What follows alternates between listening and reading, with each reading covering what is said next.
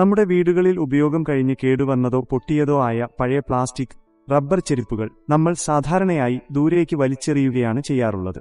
എന്നാൽ ഇങ്ങനെ പരിസ്ഥിതിക്ക് ദോഷകരമായി മാറുന്ന ടൺ കണക്കിന് പഴയ ചെരുപ്പുകളെ ശേഖരിച്ച് അവയെ അത്ഭുതകരമായ രീതിയിൽ പുനരുപയോഗിച്ച് പുത്തൻ പുതിയ ആകർഷകമായ ചെരുപ്പുകളാക്കി മാറ്റുന്ന ദീർഘമേറിയ റീസൈക്ലിംഗ് പ്രക്രിയയാണ് നമ്മൾ ഇന്ന് കാണുന്നത്. വിവിധ സ്ഥലങ്ങളിൽ നിന്ന് ശേഖരിച്ച് വലിയ ലോറികളിൽ ഫാക്ടറിയിലെത്തിക്കുന്ന പഴയ ചെരുപ്പുകൾ തരംതിരിക്കുന്നതാണ് ഇതിന്റെ ആദ്യപടി. തൊഴിലാളികൾ ഇവയിൽ റീസൈക്കിൾ ചെയ്യാൻ കൊള്ളാവുന്നവ മാത്രം വേർതിരിച്ചെടുക്കുന്നു. അതിനുശേഷം ഈ ചെരുപ്പുകളിലെ അഴുക്കും മറ്റ് അനാവശ്യ ഭാഗങ്ങളും നീക്കം ചെയ്ത് വലിയ ക്രഷിംഗ് മെഷീനുകളിലേക്ക് ഇട്ടുകൊടുക്കുന്നു. ഈ മെഷീൻ പഴയ ചെരുപ്പുകളെ വളരെ ചെറിയ കഷ്ണങ്ങളാക്കി പൊടിച്ചെടുക്കുന്നു. ഇങ്ങനെ പൊടിച്ചെടുത്ത പ്ലാസ്റ്റിക്, റബ്ബർ കഷ്ണങ്ങൾ വലിയ വാഷിംഗ് മെഷീനുകളിലിട്ട് നന്നായി കഴുകി വൃത്തിയാക്കി ഉണക്കിയെടുക്കുകയാണ് അടുത്ത ഘട്ടം.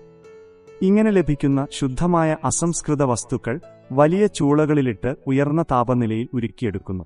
പുതിയ ചെരുപ്പുകൾക്കാവശ്യമായ ആകർഷകമായ നിറങ്ങളും അവയ്ക്ക് നല്ല വഴക്കവും ഈടുനിൽപ്പും നൽകാനുള്ള പ്രത്യേക ഘടകങ്ങളും ഈ സമയത്താണ് മിശ്രിതത്തിലേക്ക് ചേർക്കുന്നത്. നന്നായി ഉരുകി പാകമായ ഈ മിശ്രിതം പിന്നീട് വലിയ റോളറുകൾക്കിടയിലൂടെ കടത്തിവിട്ട് വലിയ ഷീറ്റുകളുടെ രൂപത്തിലാക്കി മാറ്റുന്നു. ഈ ഷീറ്റുകൾ തണുപ്പിച്ചെടുത്ത ശേഷം ചെരുപ്പിന്റെ അടിഭാഗം അഥവാ സോൾ മുറിച്ചെടുക്കാൻ പാകത്തിലുള്ള കട്ടിയിലേക്ക് മാറ്റുന്നു.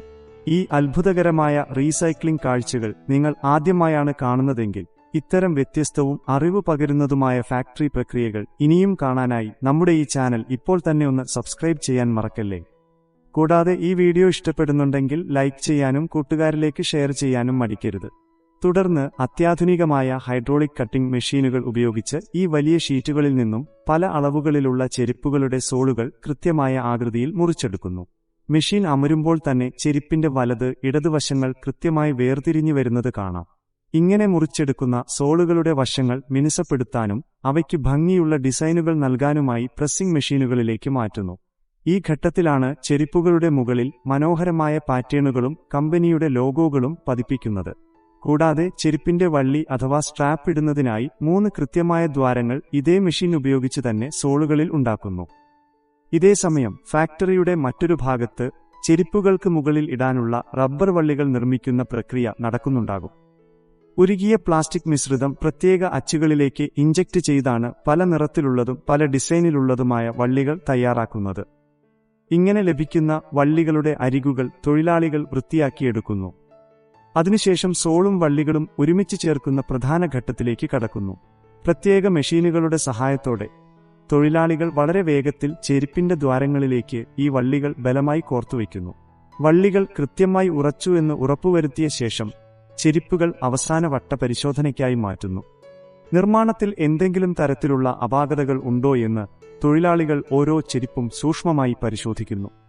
ചെറിയ തകരാറുകൾ പോലുമില്ലാത്ത മികച്ച ചെരുപ്പുകൾ മാത്രം തിരഞ്ഞെടുത്ത് ജോഡികളാക്കി മാറ്റുന്നു. അതിനുശേഷം അവ വൃത്തിയാക്കി ബനിയാൻ ടാഗുകൾ ഘടിപ്പിച്ച് ഭംഗിയുള്ള കവറുകളിലോ ബോക്സുകളിലോ പാക്ക് ചെയ്യുന്നു. വിപണിയിലേക്ക് എത്തിക്കാൻ പാകത്തിൽ വലിയ കാർട്ടൺ ബോക്സുകളിൽ ഇവ നിറയ്ക്കുന്നതോടെ ഈ വലിയ പ്രക്രിയ അവസാനിക്കുന്നു.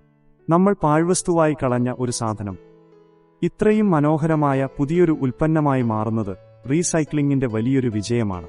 ചെരുപ്പ് നിർമ്മാണത്തിന്റെ ഈ പുതിയ വീഡിയോ നിങ്ങൾക്ക് പ്രയോജനപ്പെട്ടു എന്ന് കരുതുന്നു. നിങ്ങളുടെ വിലയേറിയ അഭിപ്രായങ്ങളും നിർദ്ദേശങ്ങളും താഴെ കമന്റ് ബോക്സിൽ രേഖപ്പെടുത്തുമല്ലോ. ചാനൽ ഇതുവരെ സബ്സ്ക്രൈബ് ചെയ്യാത്തവർ ദയവായി സബ്സ്ക്രൈബ് ചെയ്ത് ബെല്ലൈക്കൺ കൂടി എനേബിൾ ചെയ്ത് ഞങ്ങളെ സപ്പോർട്ട് ചെയ്യുക. മറ്റൊരു സൂപ്പർ വീഡിയോയുമായി വീണ്ടും കാണുന്നതുവരെ എല്ലാവർക്കും നന്ദി, നമസ്കാരം.